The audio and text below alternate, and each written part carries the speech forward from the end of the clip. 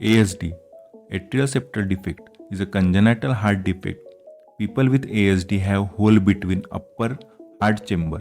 The hole increases the amount of blood going through the lung. The wall forms that divide the upper chamber into left and right atrium. When this wall does not form correctly, it can result in a defect that remains after a birth. Oxygen-rich blood mixes with deoxygenated blood through this defect. ASD found more common in a following syndrome. Types of ASD. Clinical feature. Mostly patient is asymptomatic. Second most common feature is failure to thrive.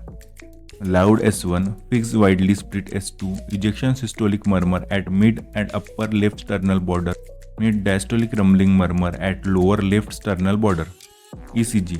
In most incidents, the rhythm is normal. Negative P wave seen in sinus venosum defect.